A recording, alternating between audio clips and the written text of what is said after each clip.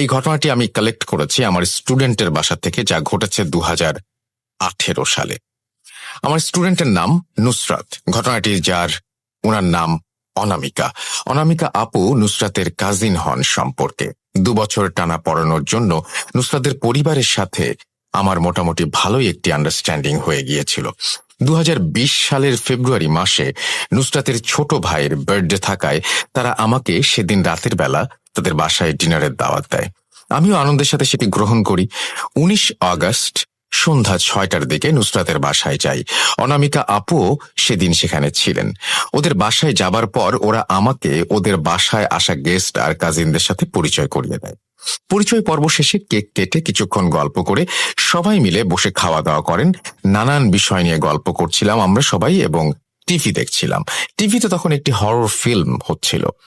আমি কথার এক ফাঁকে দেখলাম নুসরাতের কাজিন অনামিকা আপু টিভির রুম থেকে উঠে ড্রয়িং রুমে চলে গেলেন। ওনার দেখা দেখে নুসরাতও চলে গেল আপুর সাথে ড্রয়িং রুমে। কিছুক্ষণ পর ড্রয়িং রুম থেকে ফুঁপিয়ে কান্নার আওয়াজ শুনতে পেলাম আমরা। এরপর আমরা সবাই মিলে ড্রয়িং রুমে গিয়ে দেখি অনামিকা আপু কাঁদছেন। যেহেতু ওনারা সবাই একটি পরিবার, তাই ওনারা হয়তো অনামিকা আপুর কান্নার কারণ জানতেন, কিন্তু আমি সহ 2-1 জনের জানা ছিল না এই বিষয়ে যে আপু কেন কাঁদছেন বার্থডেতে। আমি যখন নুসরাতকে জিজ্ঞাসা করি আপু কেন কাঁদছেন, নুসরাত মাথা নিচু করে বলে, স্যার, আপু অনেক মানসিক যন্ত্রণায় আছেন। আমি জিজ্ঞাসা করি কেন? নুসরাত আমাকে কিছু বলতে যাবে, এর আগেই অনামিকা আপু বলে যে এই দুনিয়ায় কত মানুষ, সবাইকে ছেড়ে কেন আমার সাথে এমন হচ্ছে? আমার অপরাধ কি? আমি কি পাগল হয়ে যাচ্ছি? সবাই তো তাই ভাবছে। কেন আমার জীবন বদলে গেল এভাবে? ওনার এই ধাঁধা মাখানো প্রশ্ন শুনে আমি সরাসরি জিজ্ঞেস করি ওনাকে যে ওনার সমস্যাটা আসলে কি। এরপর নুসরাতের আম্মু ড্রয়িং রুমের একটি সোফায় অনামিকা আপুর পাশে বসে ওনার মাথায় হাত বুলিয়ে দিচ্ছিলেন, আর অনামিকা আপু চোখ মুছতে মুছতে তার জীবনের এক করুণ অধ্যায় আমাদের সাথে শেয়ার করেন। কিন্তু আমি তখন ভূত.com-এর সাথে জড়িত না থাকায় ঘটনাটি আস্তে আস্তে ভুলে যাই। আর সেই টিউশনটিও আমার শেষ হয়ে যায়, কারণ নুসরাত এসএসসি পাশ করে যাবার পর সপরিবারে ঢাকায় চলে যায়, আর তাদের সাথে আমার কখনো যোগাযোগ হয়ে ওঠেনি। কিন্তু রিসেন্টলি ওরা ময়মনসিংহে ওদের কোনো এক রিলেটিভের বাসায় কোরবানি ঈদের মৌসুমে ঘুরতে আসায় আমার সাথে একদিন রাস্তায় তাদের দেখা হয়ে যায়। তখন অনামিকা আপু তাদের সাথে ছিলেন। ওনাকে দেখে আমার ওনার শেয়ার করা ঘটনাটি মনে পড়ে যায়, কিন্তু সম্পূর্ণ ঘটনাটি মনে না থাকায় আমি কথাবার্তা শেষে বিদায় নেবার আগে আপুর কন্ট্যাক্ট নাম্বার নিয়ে আসি, আর 18 আগস্ট রাতের বেলা তাকে মেসেজ করে ঘটনাটি আরও একবার তার কাছে জানতে চাই। উনি আমাকে ফোন করে এরপর ঘটনাটি আবার শেয়ার করেন। ওনার সাথে ফোনে আমার প্রায় 2 ঘন্টা কথা হয়। ঘটনাটি আবার শুনে আমি আসলে এর কোনো কুল কিনারা খুঁজে পাইনি, কিন্তু শ্রোতা বন্ধুরা যদি খুঁজে পান কোনো কুল কিনারা দয়া করে জানাবেন। যাই হোক, রাসেল ভাই, অনেক কথা বলে ফেলেছি, কথা না বাড়িয়ে ঘটনায় যাচ্ছি। ঘটনাটি আপু যেভাবে বলেছিলেন সেভাবেই বলার চেষ্টা করছি। অনিচ্ছাকৃত ভুল ত্রুটির জন্য সবার কাছে ক্ষমা চেয়ে নিচ্ছি।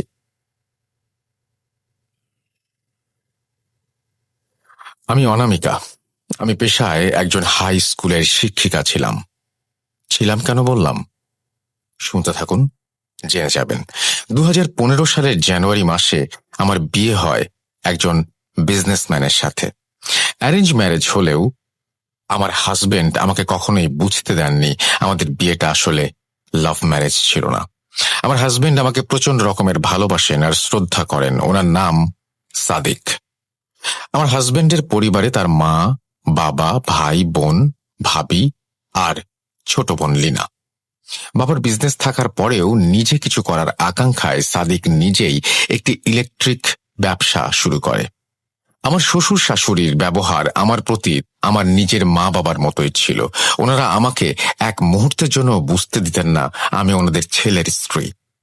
আমার মনে হতো যেন আমি এই পরিবারেরই একজন মেয়ে। আমার চাকরি করা নিয়েও ওনাদের কোনো আপত্তি ছিল না। ওনারা আমার প্রতি যথেষ্ট সদয় আর সাপোর্টিভ ছিলেন। এমনকি আমার ননদ লিনাও আমাকে চাকরি করার জন্য অনেকভাবে উদ্বুদ্ধ করত আর যথেষ্ট সাহায্য করত। 2017 সালের দিকে আমার ঘরে একটি পুত্র সন্তান দান করে আল্লাহ আমাদের জীবনে রহমত বর্ষণ করেন আর আমাদের জীবন খুশিতে ভরিয়ে দেন। আমরা আমার ছেলের নাম রাখি সামিন। সবকিছু ছিল একেবারেই পারফেক্ট, আমার কল্পনার থেকেও সুন্দর। কিন্তু এই সুন্দর সময় আর এত ভালোবাসার ওপর কারো যেন নজর লেগে যায় একদিন আমার স্কুলে যাবার পথে। আসলে কারো নজর লেগেছে, নাকি আমার মনের ভুল, নাকি আমার মানসিক অসুস্থতা, আমি আজও জানি না। 2018 সাল। আমার ছেলের বয়স তখন 1 বছরের বেশি। আমার শাশুড়ির কাছে ওকে রেখে আমি স্কুলে যাওয়া আসা করতাম। এই স্কুলের চাকরিটি আমার প্রয়োজন ছিল না, বরং এটি আমার জন্য একটি শখ বা ভালো লাগার বিষয় ছিল।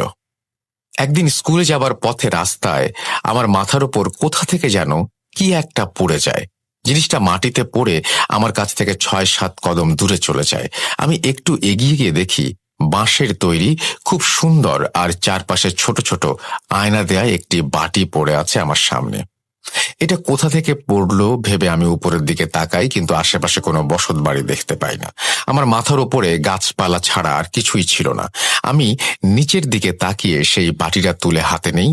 মাটিটা বাঁশের তৈরি হলেও রঙিন সুতা দিয়ে খুব ছোট ছোট বোতামের মতো আয়না বসানো ছিল তাতে। আমি ভাবতে থাকি আশেপাশে কোনো বাসা নেই, তাহলে বাটিটা এলো কোথা থেকে। কিন্তু বাটিটা আমার এতই পছন্দ হয়েছিল যে আর 7-5 না ভেবে সেটা আমি আমার ভ্যানিটি ব্যাগের ভেতরে নিয়ে স্কুলের পথ ধরে চলতে থাকি। যথারীতি স্কুলে প্রবেশ করে ক্লাসগুলো কমপ্লিট করে আমি দুপুরের দিকে শিফট শেষ করে বাড়ির দিকে রওনা হই। প্রচন্ড রোদ থাকায় আমি সেদিন আর হেঁটে যাইনি। রিক্সা ডাক দিয়ে ভাড়া ঠিক করে রিক্সায় উঠে বসে পড়ি।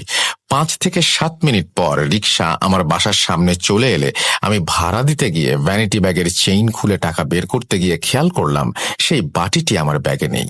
বলে রাখা ভালো যে ব্যাগটি সবসময় আমার কাছেই ছিল আর এই চেইন ছিল অলওয়েজ লকড। সো কোনোভাবে সেই বাটি হারাবার প্রশ্নই ওঠে না। আর আমি যথেষ্ট সচেতন একজন মানুষ, একটা টাকাও আমার ব্যাগ থেকে এদিক সেদিক হয় না। তাহলে বাটি কিভাবে হারিয়ে গেল?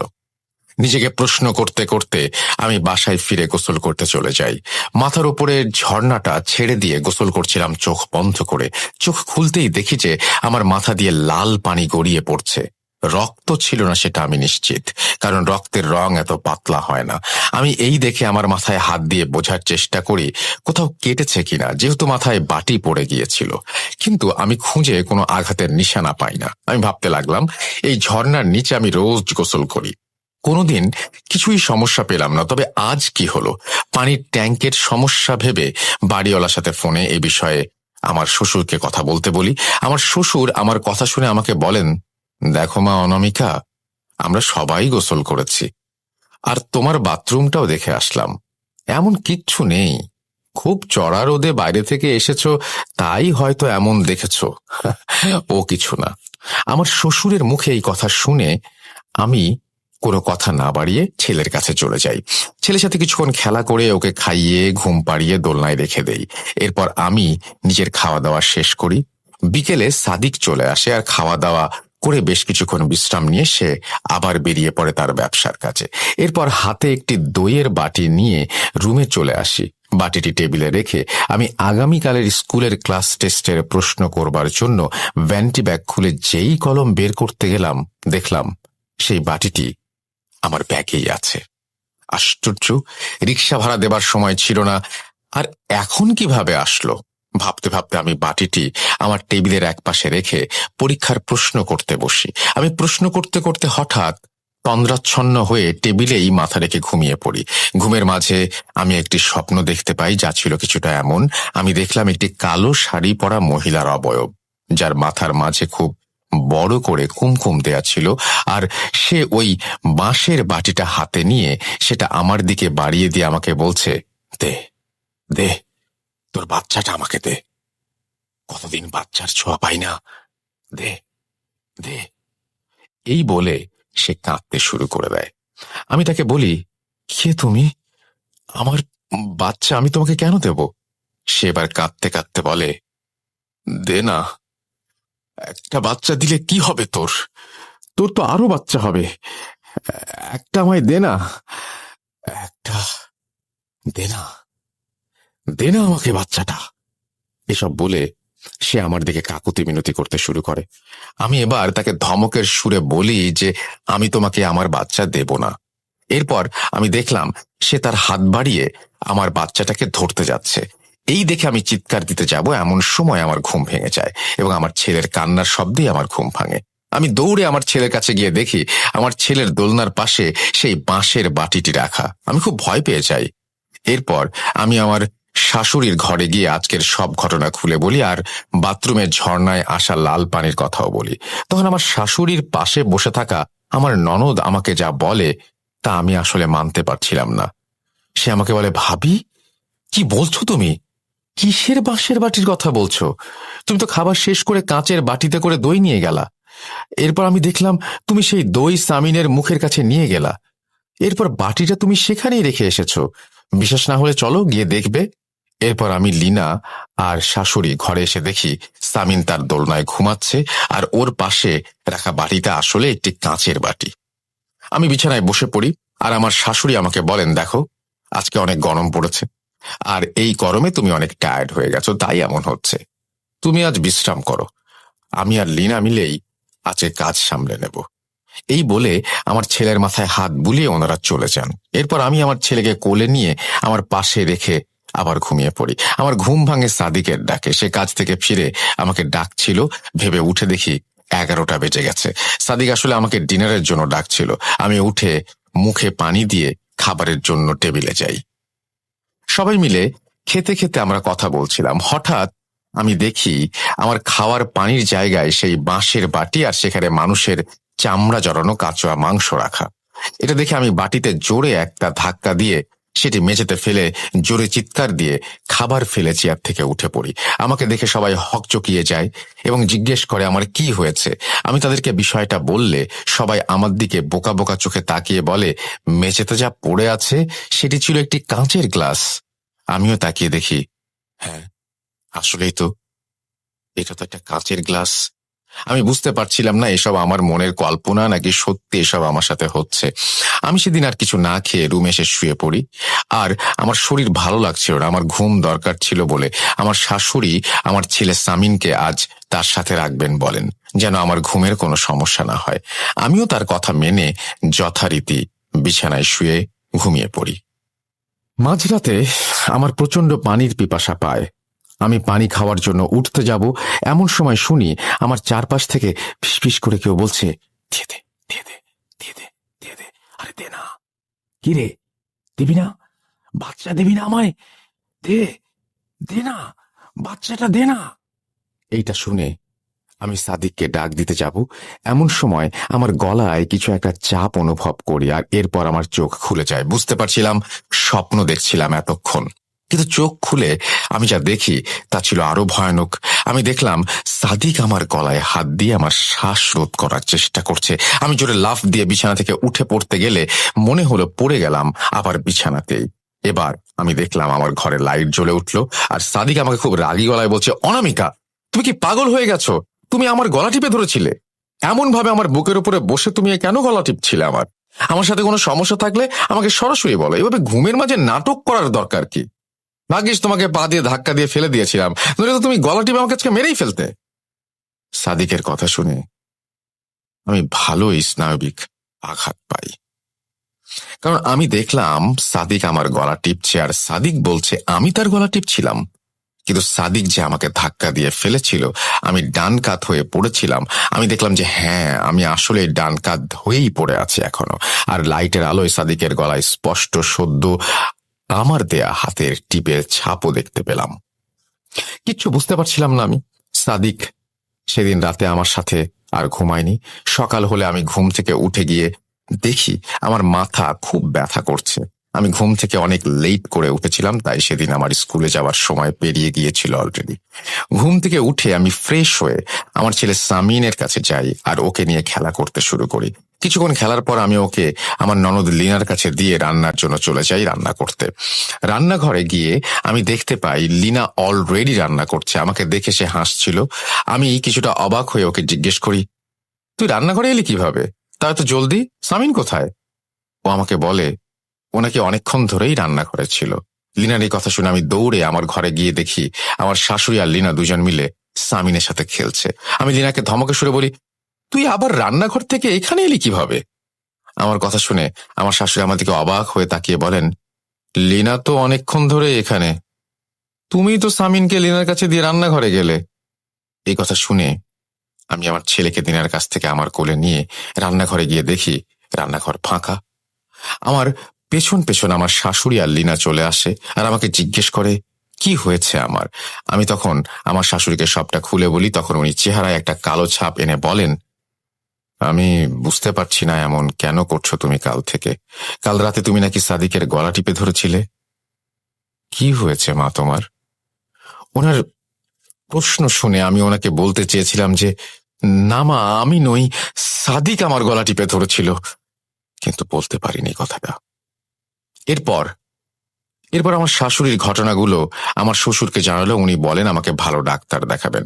যথারীতি সেদিন সাদিক বাসায় এলে তাকে সব জানিয়ে আমাকে ডাক্তার দেখানোর কথা বলা হয়। আমি সাদিককে আমার মানসিক অবস্থা বললে সে সবটা বুঝতে পারে। বেচারা আমার জন্য নিজেও কষ্ট পাচ্ছিল, কিন্তু সে বুঝতে দিচ্ছিল না কিছুই। এর পর দিন সকালে ডাক্তারের কাছে যাব বলে আমরা রাতের বেলা ঘুমিয়ে যাই। ঘুমের মাঝে এবার আমি স্বপ্ন দেখি যে আমি, আমার ছেলে আর সাদিক তিনজন আমাদের গ্রামের বাড়ি এসেছি। সেই গ্রামের বাড়িগুলি ছিল মাটির, আর তিনজন উঠোনে দাঁড়িয়ে গল্প করছিলাম। হঠাৎ দূর থেকে মানুষের আকৃতির কিছু একটা হাতে কি যেন একটা নিয়ে হেঁটে আসছিল। একটু কাছে আসতে যা দেখলাম সেটা দেখে যে কারো গায়ের লোম দাঁড়িয়ে যাবে আর শিরদাঁড়া ঠান্ডা হয়ে যাবে। আমি দেখলাম দূর থেকে যে আসছিল সে একজন মানুষ, কিন্তু তার শরীরে কোনো চামড়া নেই, মানে চামড়া ছেলা একজন মানুষ। আর তার হাতে ছিল একটা ছুরি, আর তার চোখের কোঠুরিতে ছিল মাংস দিয়ে ভরাট করা। সে শুধুমাত্র একটা কথাই বলেছে, আর সেটা বলে সে আমার হাজবেন্ডের দিকে হাত বাড়িয়ে দিচ্ছিল। সে যা বলছিল তার মানে আমি আজও জানি না। সে বলছিল, ইতিংহাস, ইতিংহাস, ইতিংহাস। এই বলে সে হাত বাড়িয়ে বাচ্চা চাচ্ছিল আমার হাজবেন্ডের দিকে। আমার হাজবেন্ড আমার বাচ্চাকে নিজের পেছনে লুকিয়ে না বোধক ইশারায় মাথা নাড়লে সে জিনিসটি আবারও কিছু উদ্ভট শব্দ উচ্চারণ করে। এরপর আমার ঘুম ভাঙলো একটা ফিসফিস শব্দে, যা আমাকে বলছিল, দিলি না, দিলি না। এই শুনে আমি চিৎকার দিয়ে ঘুম থেকে উঠে সাদিক লাইট জ্বালিয়ে জিজ্ঞেস করলো কি হয়েছে। আমি এবার ওকে কিছু বলার আগে দেখলাম ওর মুখে ভয়ের ছাপ। আমি পাল্টা প্রশ্ন করে বসলাম, কি হয়েছে? ও আমাকে যেটি বলল সেটি শোনার আমি আশাও করিনি। সে আমাকে বলল সে নাকি স্বপ্ন দেখেছে একজন চামড়া ছাড়া মানুষ নাকি সামিনকে নিয়ে যেতে চাচ্ছিল। এরপর সাদিক আমাকে বলল, অনামিকা, কাল থেকে বাচ্চা নিয়ে এত ভয় দেখিয়েছ যে আমি এখন ভয়ে উল্টাপাল্টা দেখছি। এরপর ওই কথা শুনে আমি ওকে বলতে পারিনি যে আমিও সেম স্বপ্ন দেখেছি। অনেক কষ্টে সেই রাত পার করে সকালবেলা ঘুম থেকে উঠে সামিনকে খাইয়ে সাদিকের সাথে চলে যাই একজন সাইকিয়াট্রিস্টের কাছে। আমাকে দেখে ডাক্তার মহিলা প্রথমেই আমার সমস্যা জিজ্ঞেস করলে আমার ঘুম কম হচ্ছে কিনা জানতে চাইলেন। আমি হ্যাঁ বোধক বলাই উনি আমাকে জিজ্ঞেস করলেন কেন ঘুম কম হচ্ছে আমার। আমি উনাকে সব খুলে বলি আর উনি আমাকে কিছু টেস্ট দেন। বলেন টেস্টের রেজাল্ট দেখে উনি জানাবেন কি সমস্যা।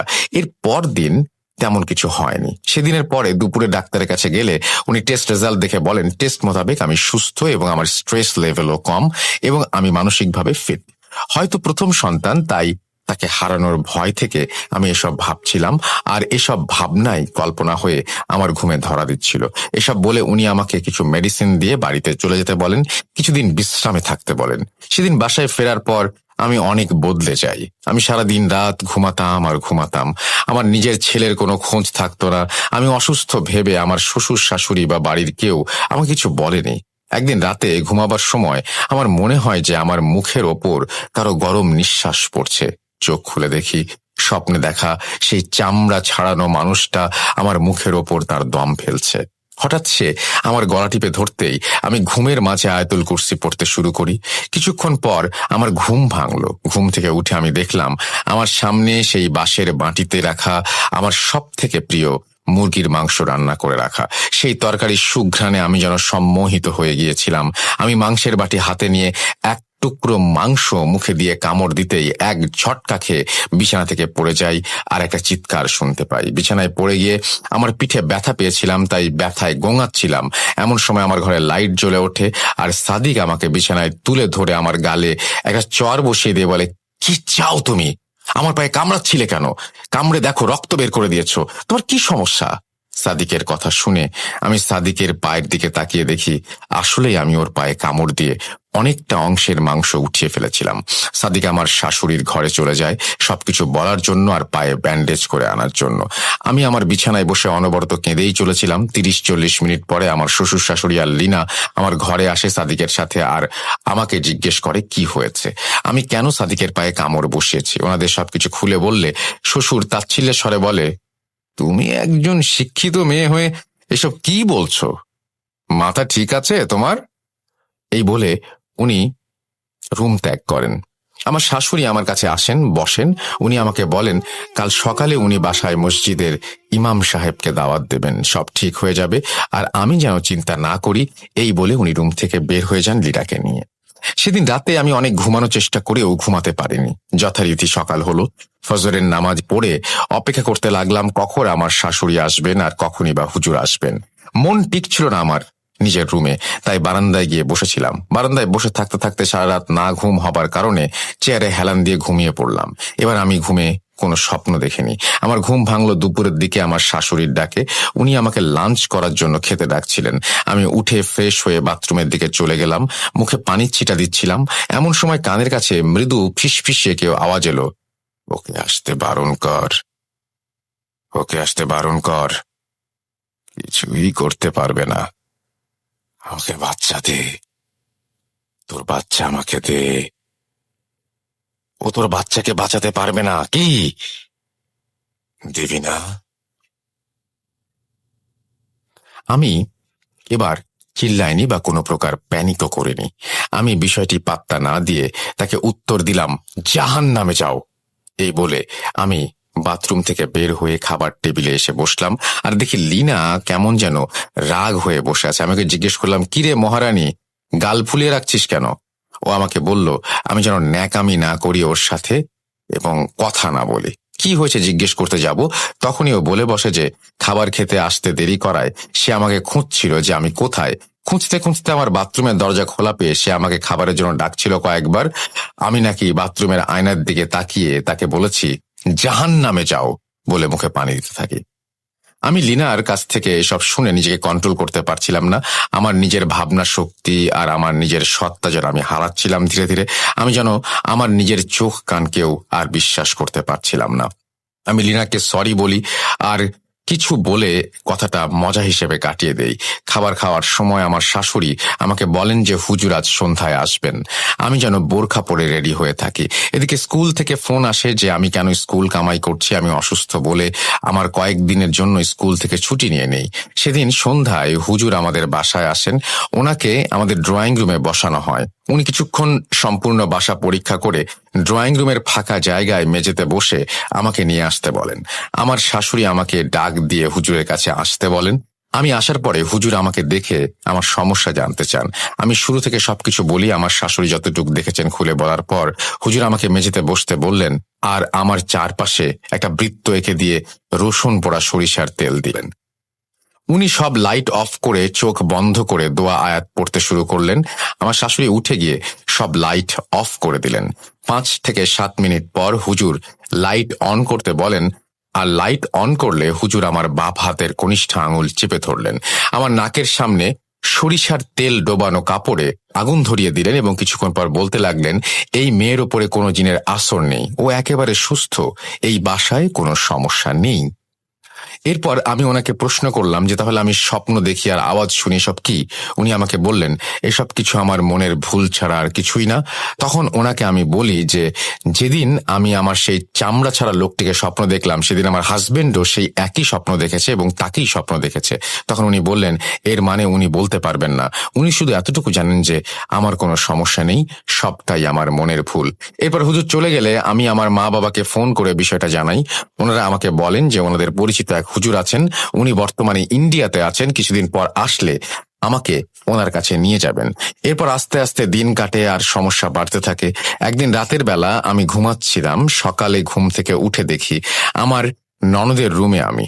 আমি ওখানে কেন জিজ্ঞেস করলে সবাই আমাকে যা বলেন তা আমার বোধ শক্তির বাইরে ছিল। ওনারা বলেন যে রাতের বেলা সাদিক পানি খেতে উঠে আমাকে বিছানায় না পেয়ে কিছুক্ষণ ডাকার পর রুমের দরজা খোলা দেখে ভেবেছে আমি হয়তো ড্রয়িং রুমে পানি আনতে গেছি। ও কিছুক্ষণ অপেক্ষা করতে থাকে আর হঠাৎ আমার ননদের চিৎকার শুনে ড্রয়িং রুমে এসে দেখে আমি পড়ে আছি আর আমার হাতে মুখে ফ্রিজ থেকে বের করা কাঁচা মাংস, অর্থাৎ আমি কাঁচা মাংস খাচ্ছিলাম। আমার ননদের ভাষ্যমতে বরফ জমা মাংস আমি কটকট শব্দ করে চিবিয়ে খাচ্ছিলাম। আর তার দিকে আমার চোখ পড়তে আমি নাকি ওকে বলি, ও দেয় না, তুই দে। এই বলে আমি নাকি খুব করুণ সুরে ভয়ঙ্কর শব্দে কাঁদছিলাম। আর সাদিক আমাকে ধরে ধাক্কা দিয়ে জিজ্ঞেস করছিল যে আমি অমন করছি কেন, কিন্তু কিছুই না বলে আমি নাকি জ্ঞান হারিয়েছিলাম। এসব শুনে আমি আর কিছু না ভেবে সিদ্ধান্ত নেই যে করেই হোক আমার শ্বশুর বাড়ির কাউকে এসব দেখতে দিতে পারবো না। সেদিন ব্যাগ আর নিজের জিনিসপত্র গুছিয়ে আমি আমার বাবার বাসায় চলে যাই।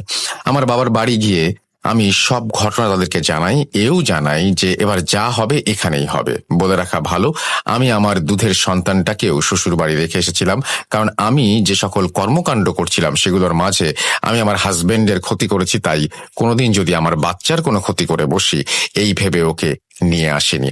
একবার ভাবুন, একটা মা কতটা কষ্ট পেলে, কতটা হেল্পলেস হলে নিজের দুধের বাচ্চাটাকেও এইভাবে রেখে আসতে পারে। দিন যেতে লাগলো আর আমার স্বাস্থ্য খারাপ হতে লাগলো। আমার ঘুম না হবার ফলে চোখের নিচে কালি পড়তে লাগলো আর চোখও কুঠুরির ভেতর ঢুকে যাচ্ছিল।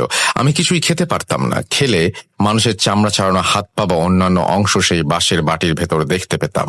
আর রাতের বেলা ঘুমাতে পারতাম না, ভীষণ ভয় করত। তাই আমি আমার আম্মুর সাথে ঘুমাতাম আর আমার আব্বু আলাদা ঘরে থাকতেন।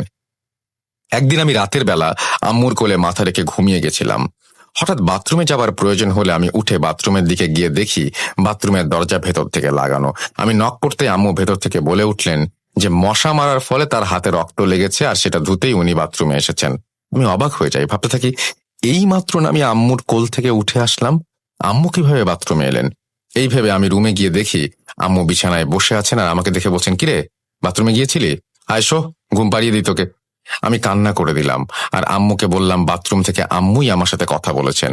আমার কথা শুনে আমার আম্মু আমার সাথে বাথরুমে যান এবং আমি যা দেখতে পাই তা দেখবো বলে কোনোদিন ভাবিনি। আমি দেখলাম আমার আম্মু বাথরুমে কোথা থেকে যেন মাকড়সা ধরে এনে খাচ্ছে আর খাওয়ার পর বাথরুমের মেঝেতে পড়ে থাকা পানি চুমুক দিয়ে দিয়ে খাচ্ছেন।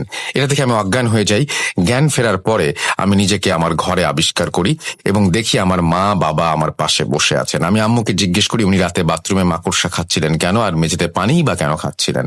আমার কথা শুনে আম্মু আকাশ থেকে পড়েন এবং কাঁদতে কাঁদতে আমাকে বলেন যে রাতে যখন আম্মুর কোল থেকে উঠে বাথরুমের দিকে গেলাম তখন আম্মু আমার জন্য অপেক্ষা করতে লাগলেন আর আমার অনেকটা দেরি দেখে উনি বাথরুমের দরজা নক করতেই দেখেন যে বাথরুমের দরজার ভেতর থেকে খোলা আর উনি ভেতরে তাকিয়ে দেখেন আমি মাকড়সা ধরে খাচ্ছি আর মেঝে থেকে পানি চুমুক দিয়ে খাচ্ছিলাম। ওনাদিকে আমার চোখ পড়তেই আমি ওনাকে বলি, তোর মেয়ে তো আমাকে বাচ্চা দেয় না রে, তুই দিবি, দে না। এসব শুনে আমি আর নিজেকে কোনোভাবেই ঠিক রাখতে পারছিলাম না। বিছানা ছেড়ে আমি ফ্রেশ হয়ে রেডি হয়ে আবার একজন সাইকিয়াট্রিস্টের কাছে যাই আর ওনাকে সব খুলে বলি। উনিও কিছু টেস্ট দেন আর টানা 7 দিনের একটা সেশন করতে বলেন ওনার সাথে, আর কিছু ওষুধ লিখে দেন। ওষুধ কিনে ফার্মেসি থেকে বের হতে না হতেই আমার ফোনে কল আসে আর আমি জানতে পারি বিনা নোটিসে স্কুল মিস দেওয়ার কারণে আমার স্কুলের চাকরিটা চলে গেছে।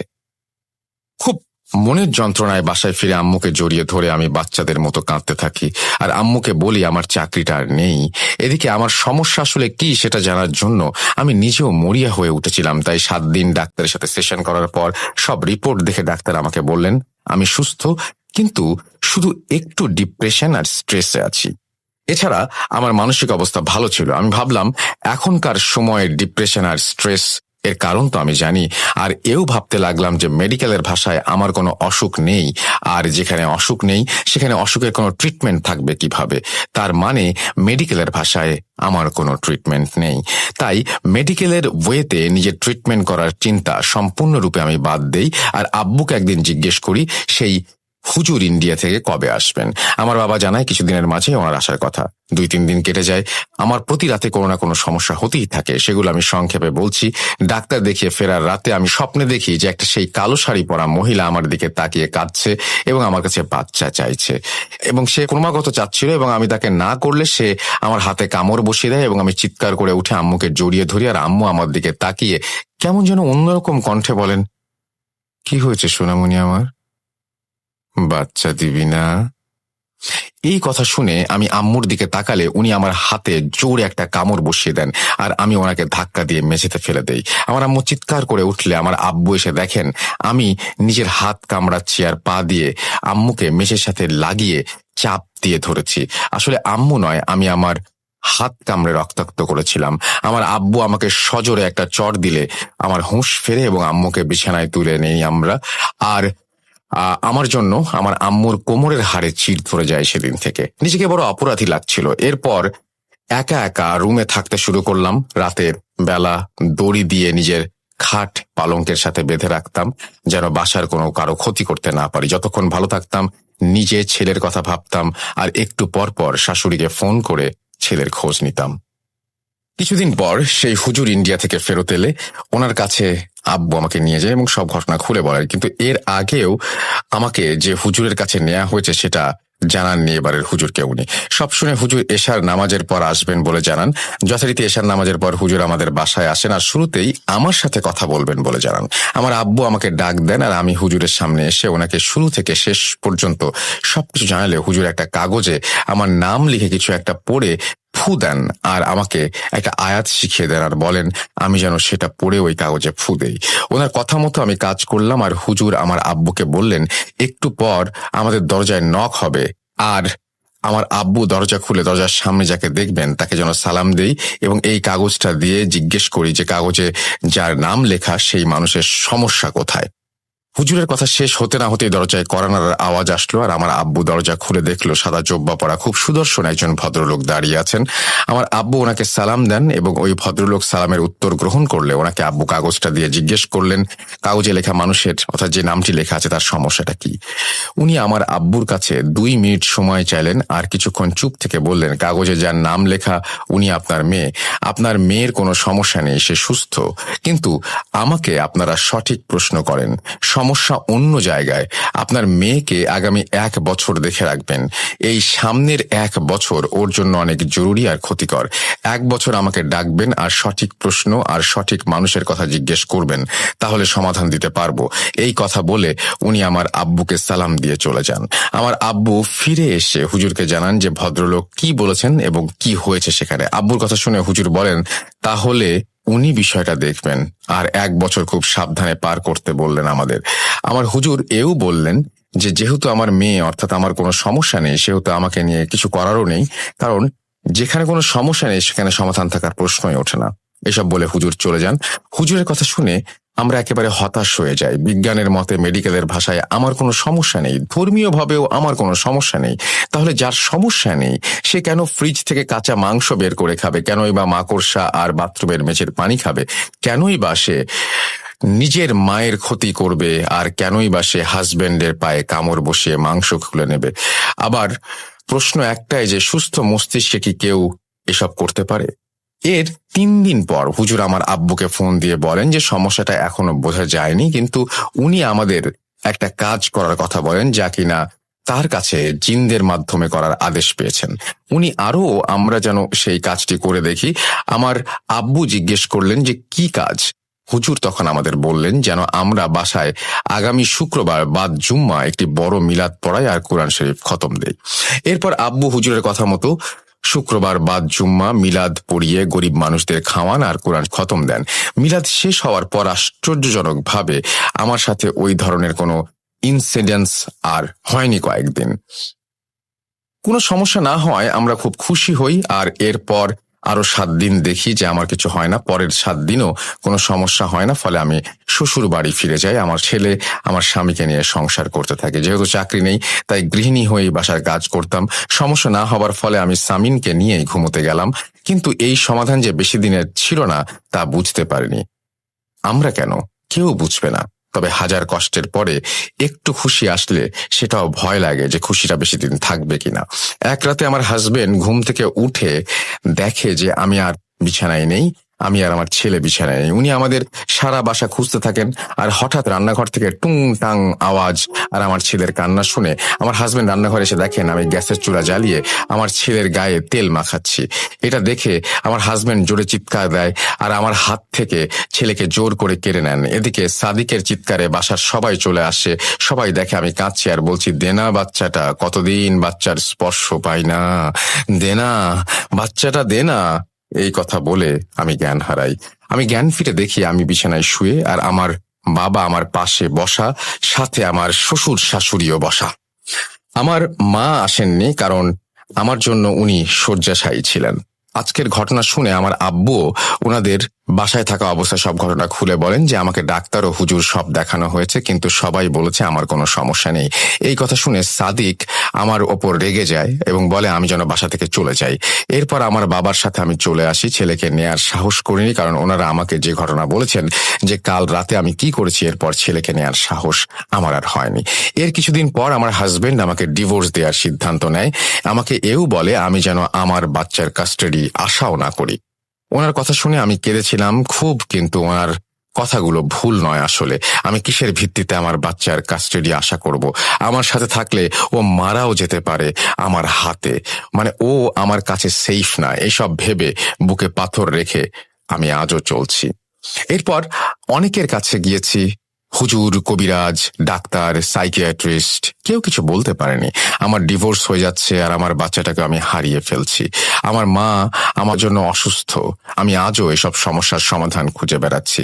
কোনো এক শক্তি আমাকে রাতে ঘুমোতে দেয় না, ফিস ফিস করে শুধু বলতে থাকে, বাচ্চাটা দিলি না, বাচ্চাটা দিলি না, দে দে, এখনো সময় আছে, দে। আমি আর কাউকে সব বলতে পারি না, সহ্যও করতে পারি না। আমি এই জীবনে ছেলের মুখ দেখবো কিনা সেটাও জানি না। এখনো মাঝে মাঝে সকালে উঠে শুনি আমি অজ্ঞান হয়ে গিয়েছিলাম, আর না হয় আমি কাঁচা মাংস, মাকড়সা, পোকামাকড় খাচ্ছিলাম। সর্বশেষ একদিন রাতের বেলা আমার বাবা আমাকে রান্নাঘরের ময়লার ঝুড়ি থেকে ডিমের খোসা আর মাছের পচা ময়লা খেতে দেখেছেন। আমি আর কিছুই ভাবতে পারছিলাম না, কাউকে বলতে পারছিলাম না, কিছু সহ্যও করতে পারছিলাম না। হুজুর যে 1 বছরের সময় দিয়েছিলেন সেখান থেকে 5 মাসের ওপরে বাকি। চাই না এই 5 মাসের মাঝে কি হবে, 5 মাস পরেই বা কি হবে আমার ছেলের সাথে, আমার পরিবারের সাথে। আমি আর এসব এখন একেবারেই মানতে পারছি না, সইতে পারছি না। সেজন্য আমি এখন আমার মৃত্যু কামনা করি আল্লাহর কাছে। আত্মহত্যা করা যদি পাপ না হতো এতদিন আমি সেটা করে ফেলতাম। যেহেতু পাপ, তাই নিজের মৃত্যু কামনা করা কোনো উপায় নেই। এই বলে অনামিকা আপু একটি দীর্ঘশ্বাস ফেলে আমার সুস্থতা কামনা করে ফোন রেখে দিতে গেলে আমি ওনাকে জিজ্ঞেস করি আমি ঘটনাটি ভূত.com-এ শেয়ার করতে পারবো কিনা। উনি শুরুতে মানা করলেও আমি ওনাকে আশ্বস্ত করি যে ওনার আর ওনার পরিবারের সকলের নাম, বাসস্থান, পারিবারিক ইনফরমেশনগুলো আমি উল্লেখ করব না।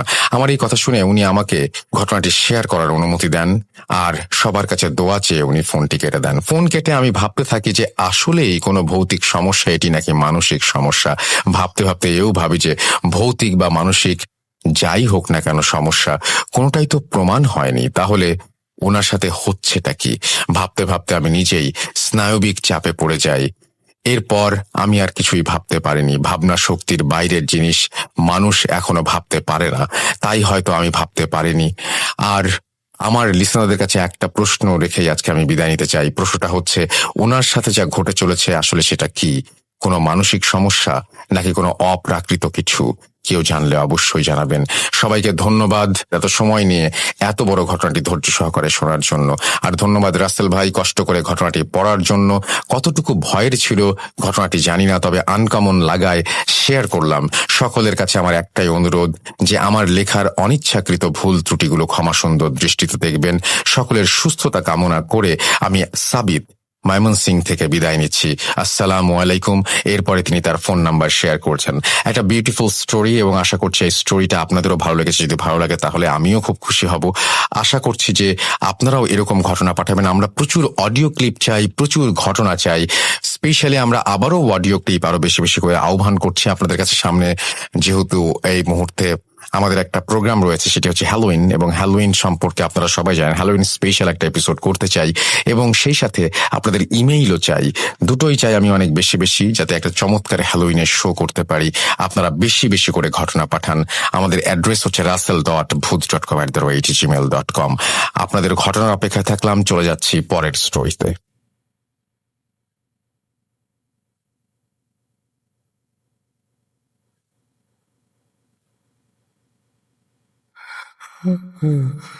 কেন কেন তুমি আসো?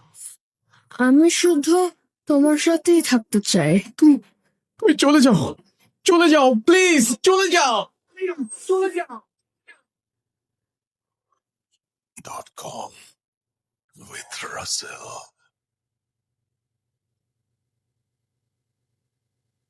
যেভাবে লেখা আছে আমি সেভাবেই পড়ছি। জানি ভালো আছেন, বিশেষ কারণে আমার নাম প্রকাশ করবেন না। আমি তারপরে তিনি তার নামটি লিখেছেন এবং ফোন নাম্বার দিয়েছেন। ঘটনাটি ঘটে আমার মায়ের সাথে। প্রথমেই বলে রাখি, আমার বাবা দ্বিতীয় বিয়ে করার পর থেকেই সমস্যার সূত্রপাত হয়। আমার বাসায় ঘটনাটি ঘটে, তাই বাসার বিবরণ দেয়া দরকার। বাসাটি ছিল রেল প্যাটার্ন টিনের বাসা এবং উত্তর দিকে ছিল গোসলখানা ও দক্ষিণ দিক ছিল বাথরুম। বারান্দা বিশিষ্ট বাসা ছিল। উত্তর দিকের 2টি রুমে আমার বাবা ও ছোট মা থাকতেন। দক্ষিণ দিকের 2টি রুমে আমি, আমার বড় বোন, মা ও বড় ভাই থাকতাম। সময় নষ্ট না করে ঘটনায় চলে যাই।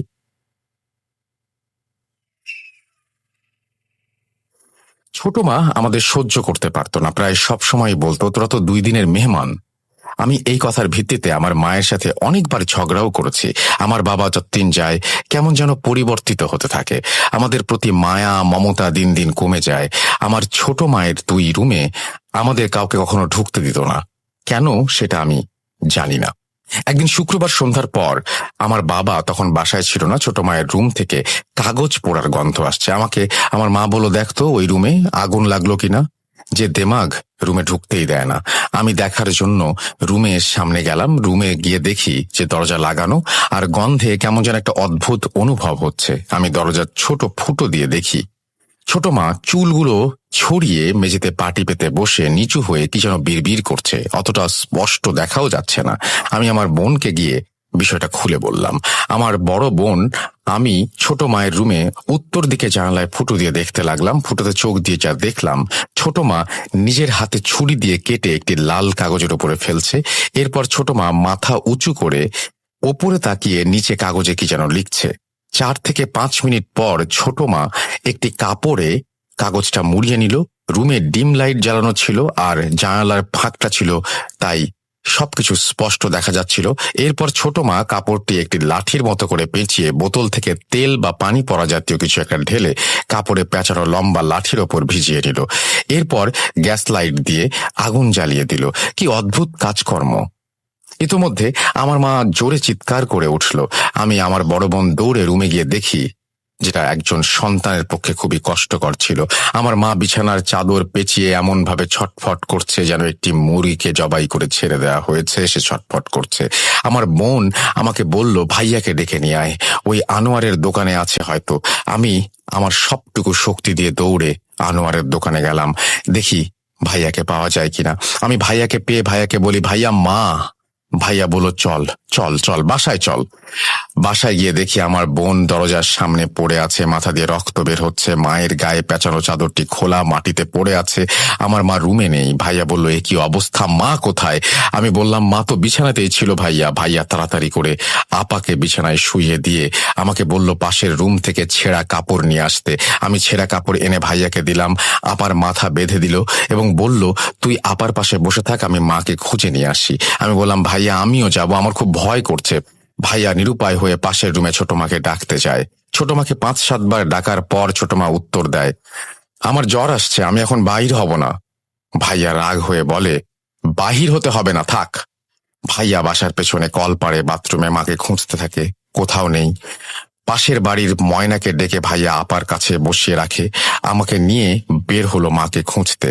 পাড়ার আরো 5 জনকে সাথে নিয়ে মাকে খুঁজতে লাগলাম। প্রায় ঘন্টাখানেক খোঁজার পর ময়না এসে বলছে, রাজা ভাইয়া আপনার বাবা বাসায় ডাকলো। আপনার মাকে খুঁজে পাওয়া গেছে। বাসায় গিয়ে বাবার কাছে জানতে পারলাম মা নাকি ছোট মায়ের ঘরেই ছিল। ভাইয়া রেগে গিয়ে বলল, আমি যখন আপনাকে ডাকলাম আপনি বললেন না কেন মা আপনার রুমে আছে? ছোট মা বলল, চোখ নামিয়ে কথা বলো, তুমি তোমার মাকে খুঁজছো, তুমি আমাকে জিজ্ঞাসা করেছো? আমার আপা দেখি বসে আছে বিছানার উপরে। আপাকে ভাইয়া জিজ্ঞাসা করলো, তোর মাথায় আঘাত পেলে কিভাবে? আপা উত্তরে বলল, মা হঠাৎ করে বিছানা থেকে উঠে আমাকে পানি খাবারের জগ দিয়ে মাথায় আঘাত করে, তারপর আর কিছু জানি না। বাবা যখন মায়ের উপরে রেগে গিয়ে হাত তুলছিল তখন আপা বলে ওঠে, বাবা, এখানে মায়ের কোনো দোষ নেই। তারপর ছোট মায়ের কার্যকলাপগুলো আমি ও আমার আপা সব বাবাকে খুলে বলি। বাবা বিশ্বাস করে না। আপা বলে উঠল, ছোট মা হাত কাটা আছে, দেখে নাও। ছোট মা 2 হাত দেখালো, কিন্তু কোনো হাতে কাটা ছিল না। তবে আমি আর আপা যেগুলো দেখলাম, এরপর ছোট মায়ের রুমে গিয়ে দেখতে চাইলাম, কিন্তু সেখানেও কিছু ছিল না। মাকে বললাম, মা তুমি ছোট মায়ের রুমে এতক্ষণ কি করছিলে? মা নিস্তব্ধ হয়ে রইল, মা যেন দাঁড়িয়ে দাঁড়িয়ে ঘুমাচ্ছে। বাবা এই বিষয়গুলো মেনে নিতে না পেরে আমার মাকে অনেক মারধর করে। ভাইয়া আটকাতে গেলে ভাইয়াকেও মারধর করে। পরিশেষে বাবা আমাদের 3 ভাই বোন ও মাকে বাড়ি থেকে বের করে দেয়। আমি অনেক অবাক হয়েছিলাম, বাবা এতটা নিষ্ঠুর হতে পারে কিভাবে। ভাইয়া তখন ইন্টার ফার্স্ট ইয়ারে পড়ে। আমরা সবাই আমাদের কাপড় গুছিয়ে নিয়ে সেই রাতেই বাসা ছেড়ে দেই। এরপর আমরা আমাদের নানা বাড়িতে উঠি। নানা মায়ের চিকিৎসা করার জন্য সোনাতলা গ্রাম থেকে একজন বিজ্ঞ কবিরাজ ডেকে নিয়ে আসে। কবিরাজ মাকে দেখে বললেন, সেই রাতে যদি তোমার মা ওই বাড়িতে থাকতো তাহলে তোমার মাকে আর বাঁচানো সম্ভব হতো না।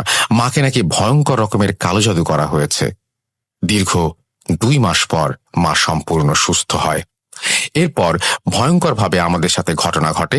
উপরোক্ত ঘটনা ভালো লাগলে আমি আমার মায়ের সাথে ঘটে যাওয়া সেই ভয়ঙ্কর ঘটনা শেয়ার করব। প্রথমবার লিখছি, যদি লেখায় কোনো ভুল ভ্রান্তি হয়ে থাকে ক্ষমা সুন্দর দৃষ্টিতে দেখবেন। এবং এই বলেই তিনি তার ঘটনা শেষ করেছেন। আশা করছি এই ঘটনাটি আপনাদের ভালো লেগেছে। যদি ভালো লাগে অবশ্যই আমাদের জানাবেন, যদি ভালো না লাগে তাও আমাদের জানাবেন। আমরা চলে যাব আমাদের পরবর্তী ঘটনায়।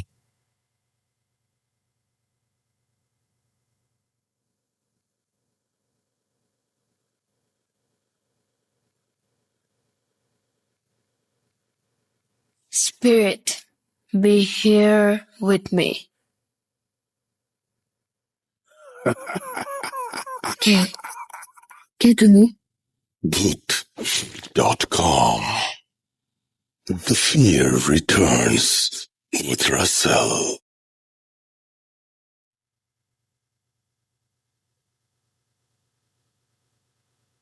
যেভাবে লেখা আছে আমি সেভাবেই পড়ছি। আসসালামু আলাইকুম রাসেল ভাই, আশা করি আল্লাহর রহমতে ভালো আছেন। অসংখ্য ধন্যবাদ আপনাকে আমাদের মাঝে আবার ফিরে আসার জন্য। আমরা সব সময় পাশে আছি আপনার। আশা করছি আল্লাহ যতদিন আপনাকে আমাদের মাঝে রেখেছেন ঠিক ততদিন পর্যন্ত এইভাবেই আমাদের পাশে পাবেন আপনিও। লিখাতে অনিচ্ছাকৃত ভুল হলে মাফ করবেন। আমি সাগর লিখছি নাটোর থেকে। এটা আমার প্রথম ঘটনা ভূত.com-এ। কোনো একদিন রাজশাহী থেকে সিলেট যাচ্ছিলাম। সময় মতো বাস তার গন্তব্যে রওনা দিল। আমার পাশের সিটে এই একজন মধ্যবয়সী ভদ্রলোক বসেছিলেন, ক্লান্ত শরীর নিয়ে, চোখে ঝিমুনি একটা ভাব। হঠাৎ করে লোকটা আমাকে জিজ্ঞেস করলো, পানি হবে? আমি পানির বোতলটা লোকটার দিকে এগিয়ে দিলাম। তারপরে এই কথায় সেই কথায় বেশ ভাব জমে গেল তার সাথে। এক কথায় বেশ আগ্রহ নিয়ে তাকে জিজ্ঞাসা করলাম, আচ্ছা আপনি কখনো ভূত দেখেছেন? উনি আমাকে বলল, আমি এইসবে বিশ্বাস করি না, তবে ব্ল্যাক ম্যাজিকের একটা ঘটনা আছে, শুনবে? জবাবে আমি উত্তর দিলাম, হ্যাঁ হ্যাঁ, সেটা আর বলতে। ঘটনাটি ঘটেছে আমার চাচাতো বোনের সাথে। উনি যেভাবে বলল ওনার বোনের ভাষাতে, আমার বোনের নতুন নতুন বিয়ে হয়েছে, তারা থাকে ঢাকাতে। দিনকাল ভালোই যাচ্ছিল, অফিসের কাজে বাইরে গেছে তার স্বামী, 3 দিন পর ফিরবে। আমরা থাকতাম আলাদা আলাদা বাসাতে, আমি ও আমার স্বামী। মাঝ রাতে একদিন হঠাৎ ঘুম ভেঙে গেল, ভালো লাগছিল না, তাই ব্যালকনিতে গিয়ে দাঁড়িয়েছিলাম। তো হঠাৎ করে আমার কানে আসলো আমার নাম এবং আমার বাবার নাম করেই মসজিদের মাইকে অ্যানাউন্সমেন্ট হচ্ছে আমরা নাকি মারা গেছি। আমি শুনে খুব অবাক হলাম। আমি তার পরের দিন আমার স্বামীকে ফোন করে এই কথাটা জানাই এবং সে আমাকে বলল, আরে তুমি এত চিন্তা করছো কেন, হয়তো কারোর হবে, মানুষের নামের সাথে পিতার নামের সাথে মিল থাকে না। আমি আমার স্বামীর কথা শুনে মনটাকে শান্ত করলাম। ঠিক তার পরের দিন হঠাৎ মাঝরাতে ঘুম ভেঙে গেছে। আমি শুয়ে আছি বিছানাতে, আবারও আমার কানের কাছে ঠিক এই একই রকমের অ্যানাউন্সমেন্ট। ও, আমার নাম শিউলি, তবে একদিন এমন হতে পারে, তাই বলে দ্বিতীয় দিনও মসজিদ থেকে এমন অ্যানাউন্সমেন্ট করা হবে? কারণটা কি আমি বুঝতে পারছি না। এইভাবে পরপর 5 দিন অ্যানাউন্সমেন্টটা আমি শুনতে পাই। আমি ঠিক মতো ঘুমাতে পারতাম না। আমার স্বামীকে বলতাম তো সে আমাকে বলতো তোমার মনের ভুল সব। দিন দিন আমি অসুস্থ হয়ে পড়তে থাকি। খেতে পারতাম না, ঠিক মতো ঘুমোতে পারতাম না, কোনো কিছু ভালো লাগতো না। বিয়ের পরের থেকেই এই অবস্থা। এইভাবে চলতে থাকে আমার জীবন। হঠাৎ কোনো একদিন মাঝরাতে এইবার আমার নাম ধরে ডাকছে, শিউলি, এই শিউলি, কিরে, এইদিকে এইদিকে। আরে আমি রে, আমি, দেখে যা আমাকে। তখনই আমি ডাকটা শুনে থাকতে পারলাম না।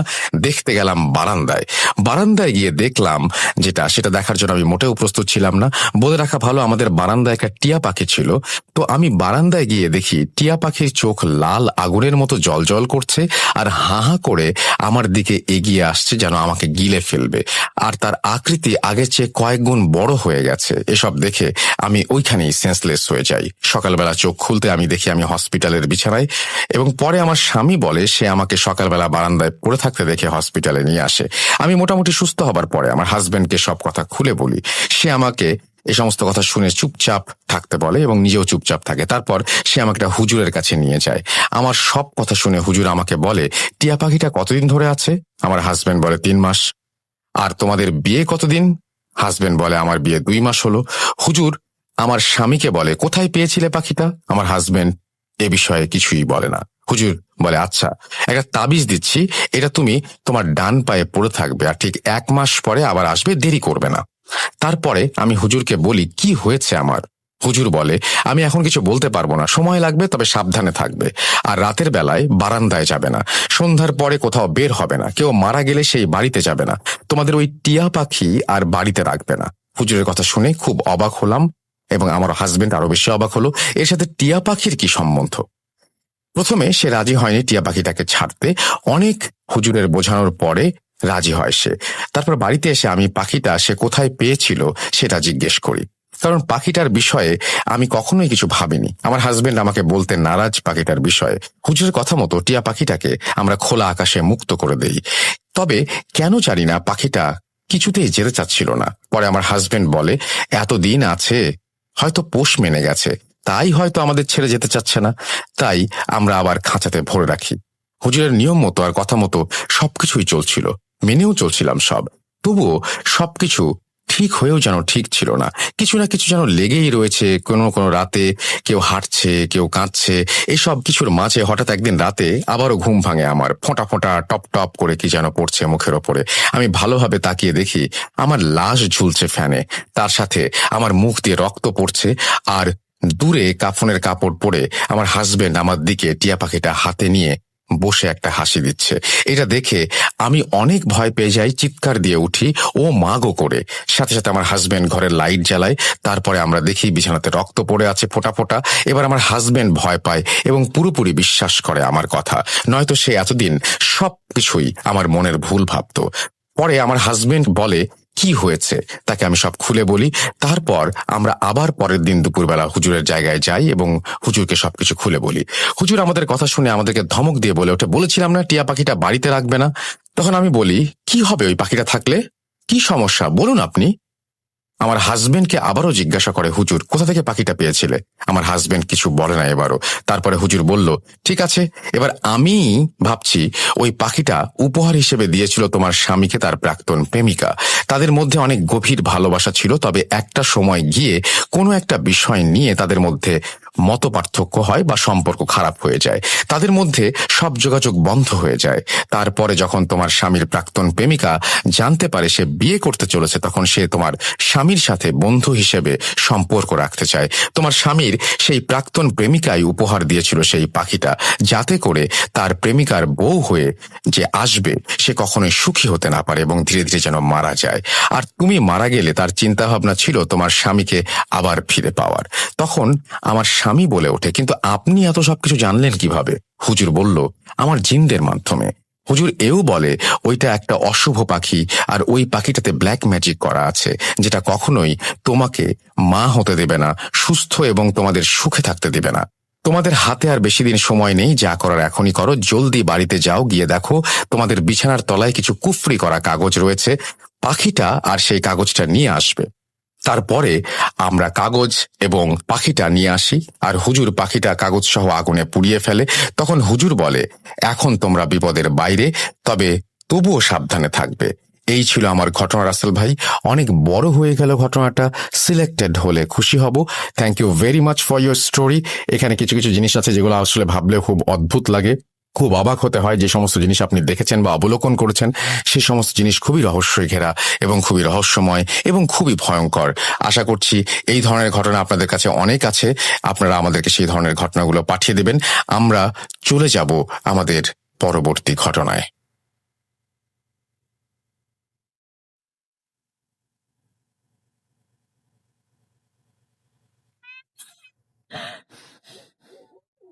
আজ আবার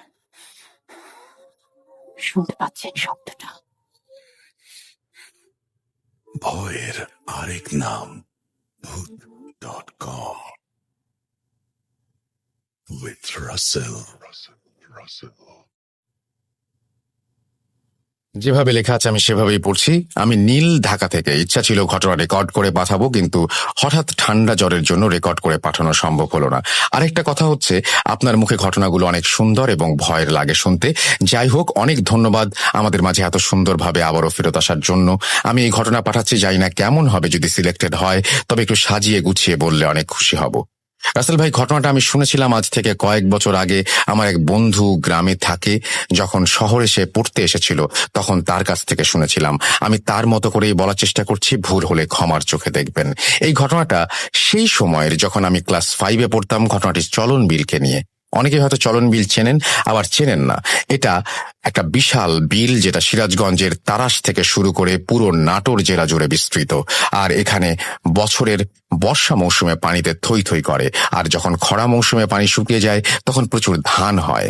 যেহেতু আমাদের এখানে সবার মূল চালিকা শক্তি এখান থেকে আসে, তাই ঘটনায় উল্লেখিত নামগুলো আর জায়গার নামগুলো আমি গোপন রাখছি।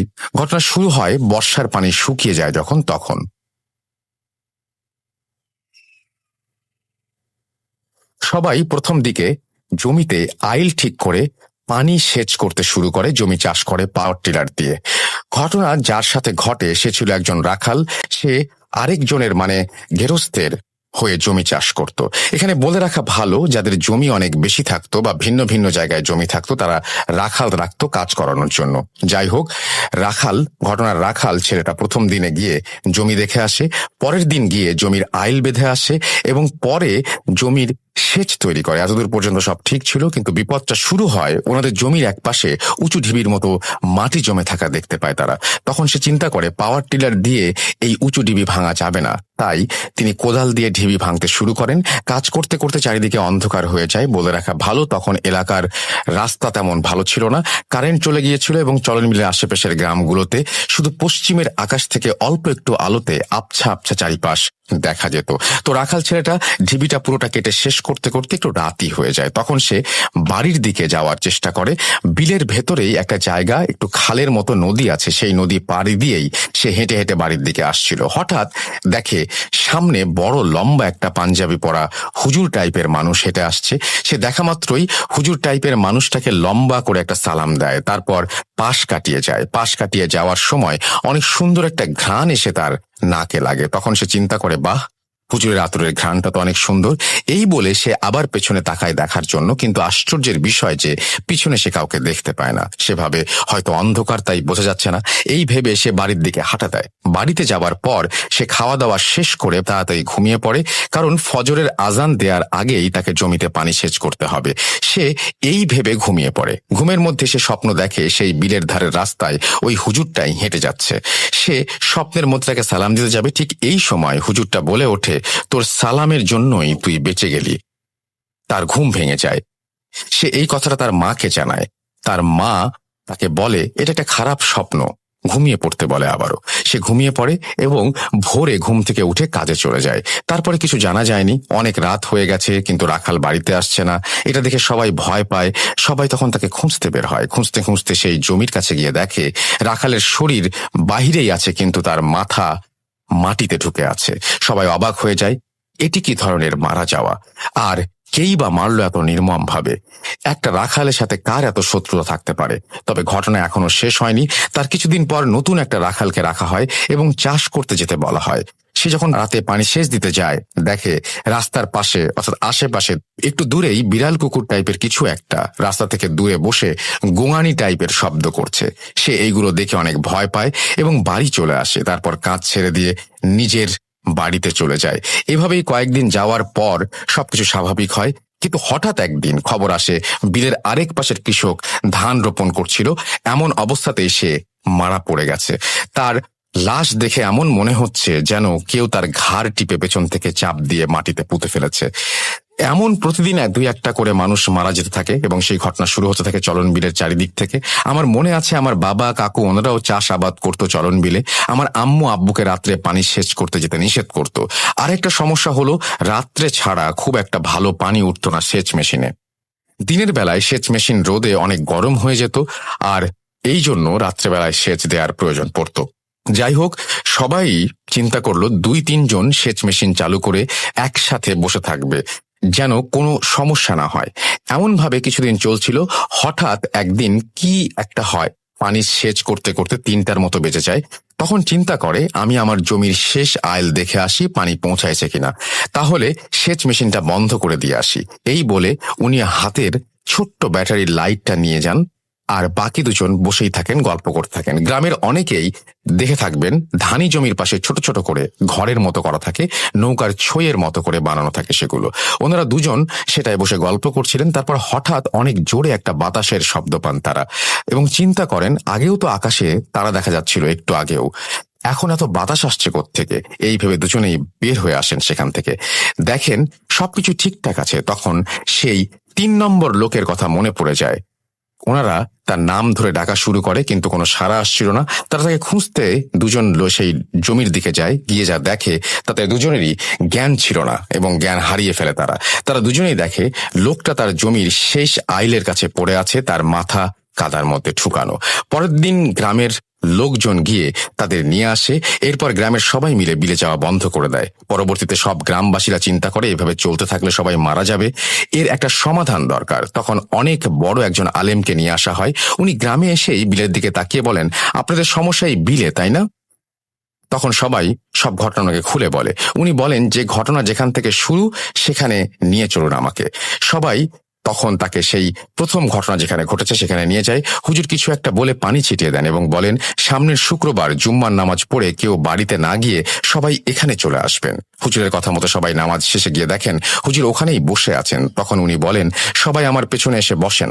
তারপর হুজুর কিছু একটা বলার পর ওখানে একজন সাহসী মানুষের শরীরে সেই জিনকে হাজির করা হয়। তারপর উনি জিজ্ঞাসা করেন সে কেন এমন করছে, এই নিরীহ মানুষগুলো তার কি ক্ষতি করেছে। তখন জিন বলে যে তাকে একটা হুজুর আগে বোতল বন্দি করে চরণ বিলের পানিতে ভাসিয়ে দেয়। সেই বোতলটা পানিতে ভাসতে ভাসতে এই ঢিবিতে সে আটকে গিয়েছিল, কিন্তু সেই রাখালটা কোদাল দিয়ে মাটি কাটার সময় ভুল করে সেই বোতলটা ভেঙে ফেলে, আর তারপর থেকে সে মুক্ত এবং এসব তাণ্ডব চালাচ্ছে। তখন সবাই প্রথম রাখালের কথা জিজ্ঞেস করে। তখন জিনটা বলে ওই রাখাল আমাকে প্রথম দিন সালাম দিয়ে বেঁচে গিয়েছিল। পরের দিন যখন আসছে আমি তখন প্রথমেই বড় একটা কুকুরের রূপ ধারণ করে তাকে ভয় দেখিয়েছি, কিন্তু সে সেটাকে তোয়াক্কা না করে সামনে দিয়ে চলে গেছে। সেই রাগেই আমি ওকে মেরে ফেলেছি। এরপর একের পর এক মানুষ মারতে শুরু করেছি আর সবাইকে ভয় দেখাচ্ছি। তখন হুজুর বলে এটা একটা কর্মক্ষেত্র, এখানে চাষ না করলে এরা না খেয়ে মরবে, তোমাকে এটা ছেড়ে যেতেই হবে। প্রথমে জিনটা যেতে রাজি হয় না, তারপর অনেক বুঝানোর পরে সে চলে যেতে রাজি হয়। কিন্তু সে বলে আমাকে 1 মণ চাল এবং একটা খাসি এক দামে, কোনো দামাদামি না করে সেই ঢিবিতে রান্না করে গ্রামবাসীর মধ্যে খয়রাতি বিলিয়ে দিতে হবে, তাহলে সে চলে যাবে। এরপর হুজুর বলে তুমি যে যাবে এটার গ্যারেন্টি কি? তখন জিনটি বলে আপনি নিজেই আমাকে যেখানে ইচ্ছে রেখে দিয়েন। তখন হুজুর সেই জিনটিকে নিজের সাথে বোতলে করে নিয়ে যাওয়ার প্রস্তাব দেন, সেও রাজি হয়ে যায়। তারপর শুক্রবারই তার কথা মতো সবকিছু হয়। তারপর থেকে ইনশাল্লাহ কোনো সমস্যা হয়নি। এই ছিল আমার ঘটনা। আমার পরিবারের জন্য দোয়া করবেন। আমরা সবাই অনেক অসুস্থ। ঘটনাটা অনেক আগেই পেয়েছিলাম, কিন্তু করোনা ও ভর্তির চাপে লেখার টাইম হয়ে ওঠেনি। ঘটনা ভালো লাগলে পড়ে শোনাবেন, আর যদি কখনো ফ্রি থাকি তাহলে ঘটনা পাঠাবো ইনশাল্লাহ। প্রথমবার লিখলাম, ভুল হলে ক্ষমা সুন্দর দৃষ্টিতে দেখবেন। এই ছিল ঘটনা, এবং এই সাধারণ ঘটনাগুলো সাধারণ মানুষের মুখে থেকে যে সমস্ত ঘটনা উঠে আসে সেই ঘটনাগুলো এমনই হয়। সেগুলোতে থাকে না কোনো বাহারি নাম, সেগুলো থাকে না কোনো বাহারি চরিত্র, কিন্তু এই ঘটনাগুলো যদি আপনি মনের জায়গা থেকে চিন্তা করেন, যদি চোখ বন্ধ করে দেখার চেষ্টা করেন, তাহলে বুঝতে পারবেন যে তাদেরও একটা স্ট্রাগল রয়েছে সেইখানে।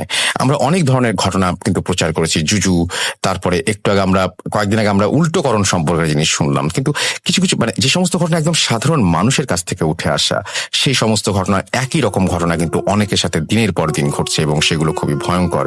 আপনারা যদি একবার তার জায়গায় যে চিন্তা করেন তাহলে বুঝতে পারবেন কতটা ভয়ঙ্কর সময় তাদের কাটাতে হয়। আমরা আপনাদের ঘটনার অপেক্ষায়। আমাদের ইমেল অ্যাড্রেস russell.booth.com@gmail.com। পাঠিয়ে দিন আপনার ঘটনা, অথবা www.facebook.com/russell.স্বাধীন। সেখানে গিয়েও আপনারা ইমেল অপশনে গিয়ে ইমেল করতে পারেন, বা ইনবক্সে লিখতে পারেন, আমাদেরকে ফিডব্যাক জানাতে পারেন আপনার। আমরা চলে যাব আমাদের পরবর্তী ঘটনায়।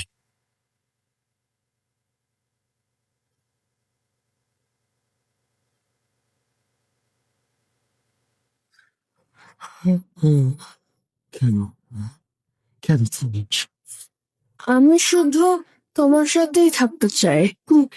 তুমি চলে যাও, চলে যাও, প্লিজ চলে যাও, চলে যাও। .com with Russell. আসসালামু আলাইকুম রাসেল ভাই। জানতে চাইবো না যে আপনি কেমন আছেন, কারণ আপনি সবসময় ভালোর দলে থাকেন। সঙ্গত কারণে আমি আমার নাম বলছি না। আমার ভূত.com এর সাথে 2014 সাল থেকে আমার ভূত.com শোনা হয়। আমার ইচ্ছে ছিল স্টুডিওতে এসে ঘটনাটি শেয়ার করার, বাট কোনো কারণবশত স্টুডিওতে আসা হলো না। তাই ঘটনাটি প্লে করলে আমি খুশি হব।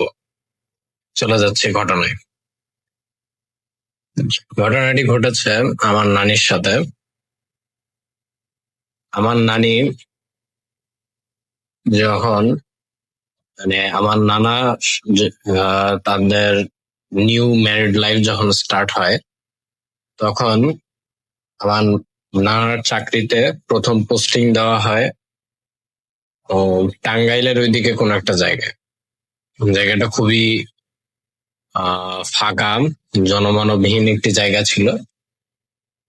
তো সেখানে একটি বিশাল বড় বাড়িতে তাদেরকে থাকতে দেয়। এখানে বলে রাখা ভালো যে আমার নানা একজন সরকারি কর্মকর্তা ছিলেন। তো ওনাকে কোয়ার্টার না দিয়ে ওই বাড়িটিতে থাকতে দেওয়া হয়েছিল। তো সেখানে আমার নানি এবং নানা ভালোভাবেই থাকেন। তখনও ওনাদের কোনো সন্তান ছিল না। তো সেখানে যখন প্রথম ওঠেন, তখন সেখানে বাসায় একজন কেয়ারটেকার ছিল। তো আমি এখানে ছদ্মনাম ইউজ করছি। কেয়ারটেকারের নাম দেই জব্বার সাহেব। তো উনি আমার নানা এবং নানিকে রিসিভ করতে যান। তো নানা নানিকে নিয়ে উনি ওই বাড়িতে নিয়ে আসেন, এবং নানি ওনাদেরকে রুম গুলো দেখিয়ে দেন। ওই বাড়িটিতে বিশাল বড় উঠান ছিল, একটা ডাইনিং রুম ছিল, মানে আগেরকার জমিদারি বাড়িতে যা থাকে, এবং শোয়ার রুম অনেকগুলো ছিল। তো প্রথম দিন কিছুই হয়নি। তো ওনারা এখানে মোট 2 থেকে 3 মাস মতন ছিলেন। তো 2 মাসের মাথায় যে একটা ঘটনা ঘটে, সেটা একদিন আমার নানি ওই বাড়িতে একা ছিল। তো নানা প্রত্যেক দিনের মতোই সকালবেলা অফিসে চলে যায়। তো আমার নানির সাথে একজন অল্প বয়সী কাজের মহিলা টাইপের ছিল আর কি। বান্দি টাইপ আগে থাকতো এরকম। তো উনি আমার নানির নানির সমবয়সী হওয়ার জন্য ওনার সাথে আন্ডারস্ট্যান্ডিং একটু ভালো ছিল, ওনার সাথে উনি সবকিছু শেয়ার করতেন এবং জাস্ট লাইক ফ্রেন্ডের মতন একটা রিলেশন গড়ে উঠেছিল। তো নানি যখন ওনার সাথে গল্প করছিলেন তখন হঠাৎ করে ওখানে উঠোনের মধ্যে ওনারা রান্নাঘরে বসে গল্প করছিলেন। তো রান্নাঘর থেকে আবার উঠোনটা দেখা যেত। তো ওই উঠোনে হঠাৎ করে একটি কবুতর চলে আসে। তো লাইক অবাক হওয়ার মতন কিছু ছিল না। তো ওনারা কবুতরটাকে মানে ধরে ফেলে। তখন ওই নানির সাথে যেই বান্দি মেয়েটা ছিল, তো উনি আর কি বলে যে উনি নানিকে বুবু বলে ডাকতেন।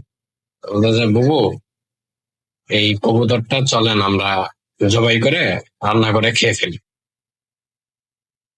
পরে ওনারা কবুতরটা জবাই করে ফেলে, কিন্তু জবাই করার সময় একটু মানে জিনিসটা একটু অস্বাভাবিকই বলা যায়।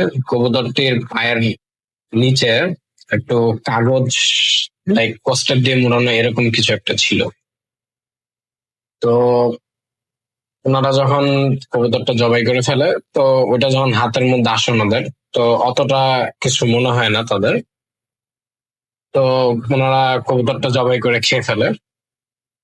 তো জবাই করে খেয়ে ফেলার পরে তেমন একটা কিছু হতো না। তো ওইখানে থাকাকালীন অবস্থা আর কি সেরকম কিছু একটা হয়নি। তো 6 মাসের মাথায় এসে নানুর পোস্টিং আবার ওখান থেকে ঢাকায় করে দেওয়া হয়। তো নানু ঢাকায় চলে আসেন। তো ঢাকায় চলে আসার পরে সমস্যাটা শুরু হয় যখন আমার বড় খালা জন্ম নেন।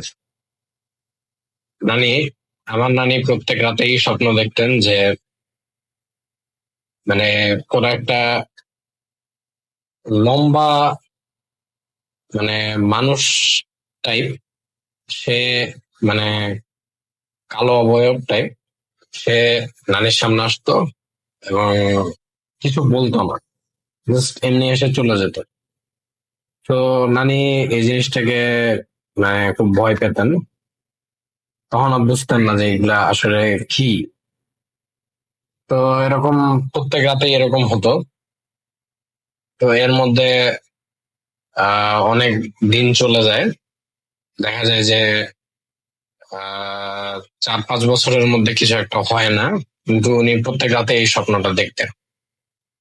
তো দেখতে দেখতে এক সময় তো উনি চিন্তা করেন যে যদি ওনার মাথায় একটা প্ল্যান আসে যে উনি রাতের বেলা উজু করে শোবেন এবং কোরআন শরীফ ওনার বুকের কাছে ধরে রেখে বুকের কাছে নিয়ে ঘুমাবেন। তো যেই বলা সেই কাজ।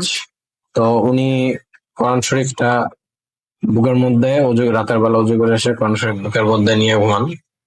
তারপরেও মানে আমার খালাদের মতে যেটা, আমার মেজো খালাও এটি দেখেছেন। তো মেজো খালা যেটা বলেছেন যে মানে নানি হঠাৎ করেই ঘুমের মধ্যে একটু মানে ঘুমের মধ্যে উনি লাফ দিতেন, তো আচমকা লাফ দিয়ে উঠতেন। ওনাকে জেগে তুললে তারপর উনি উঠে যেতেন। তো এরকম চলতে থাকে আর কি। তো চলতে চলতে উনি আর কি বুঝতে পারেন না যে এটা কি হবে, কি করা যায়। তো পরে একজন হুজুরকে ডাকা হয়। তো হুজুর বলেন যে ওনার কিছুদিন সময় লাগবে, 2 বা 3 দিন। তো সময় দিলে তো উনি পুরো ব্যাপারটাকে এক্সপ্লেইন করতে পারবেন। তো হুজুরকে সময় দেওয়া হলো এবং নানিকে একটি তাবিজ দেওয়া হলো। উনি তাবিজ গলায় ঝুলে ঘুমাতেন। তো নানিকে যখন তাবিজটি দেওয়া হলো তখন তেমন একটা কোনো সমস্যা হতো না। ওই কালো অবয়বটা আসতো তখন, কিন্তু অতটা মানে ডিস্টার্ব করতো না। তারপরে হুজুর 3 দিনের মাথায় এসে উনি আবার বাসায় আসেন, আমার নানির সে আগের বাসায় এসে উনি বলেন যে ওই যে উনারা যখন টাঙ্গাইলে ছিলেন তখন ওনারা যে কবুতরটা জবাই করে খেয়েছিলেন, ওনারা একটা কবুতর জবাই করে খেয়েছিলেন। তো সেই কবুতরটার পায়ের কাছে একটা কষ্টের দিয়ে একটা কিছু একটা বাধা ছিল। বলেন যে ওইটা কারো একজন কোন একটা কবিরাজ কারো কালো জাদু কাটানোর জন্য কোন খারাপ জিনকে ওই কবুতরের ভিতরে বন্ধ করে ওই কবুতরটিকে চালান দিয়ে দেয়। তো ওই কবুতরটি ওনারা জবাই করে খাওয়ার জন্য ওই খারাপ জিনটি তাদের উপরে ভর করে, তাদের উপরে বলতে বিশেষ করে আমার নানির উপরে। তারপরে নানি জিজ্ঞেস করে যে আসলে হ্যাঁ এরকম একটা কবুতর খেয়েছিলাম, তারপরে ওই কবুতরটা খাওয়ার পরে ওইখানে থাকতে কিছু হয়নি। তো হুজুর আরো বলতে থাকে যে ওই জিনটির ওই জায়গাটা স্থানীয় জায়গা ছিল, এই কারণে তার যে তার পাওয়ারটা ওইখানেই খাটতো। তো সে ওইখানে থাকতে স্বাচ্ছন্দ্য বোধ করতো, তাই তখন নানির সাথে কিছু হতো না। বাট যখনই এখানে চলে আসে মানে সে বারবার নানিকে বুঝাতে চায়, আমার নানিকে, যে ওখানে ফিরে যেতে, ওখানে সে যেহেতু থাকতো।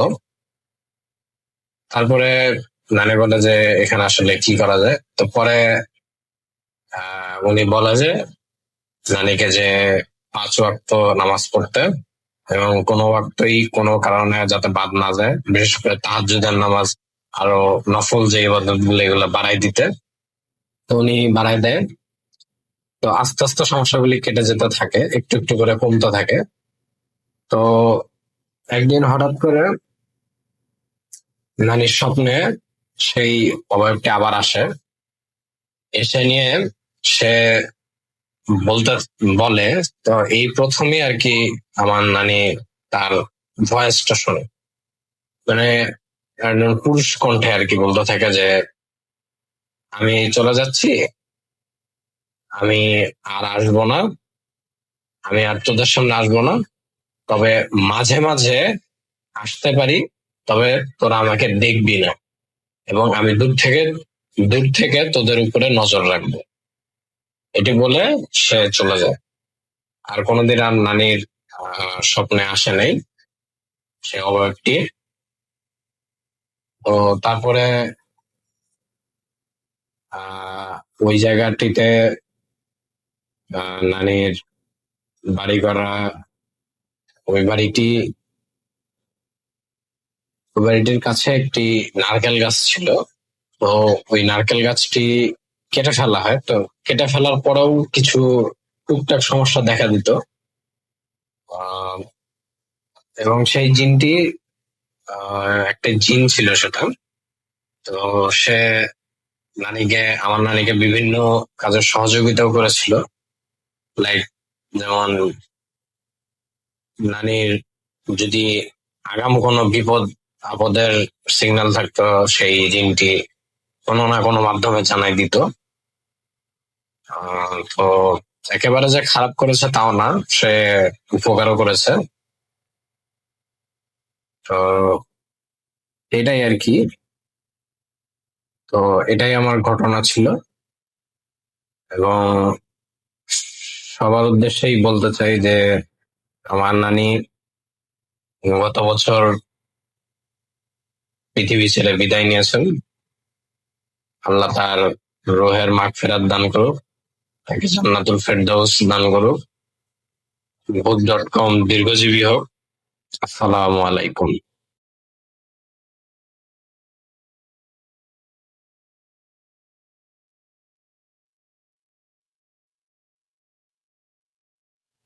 Spirit, be here with me.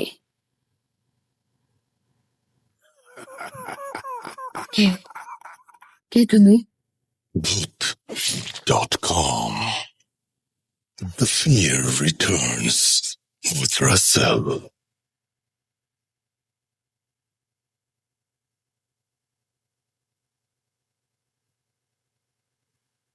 শুভেচ্ছা সবাইকে।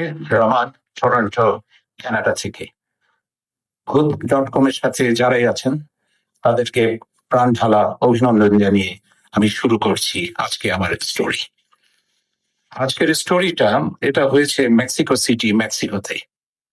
আমি তখন আমার ব্যক্তিগত একটা কাজে আমি ওখানে গিয়েছিলাম, সেই মেক্সিকো সিটিতে। এবং এই কাজটার সাথে কিছু অফিসিয়াল কিছু কাজও জড়িত ছিল। তো আমি যখন ওই সিটিতে আমাদেরকে যে হোটেল দেওয়া হয়েছিল সেটা ডাউনটাউনে।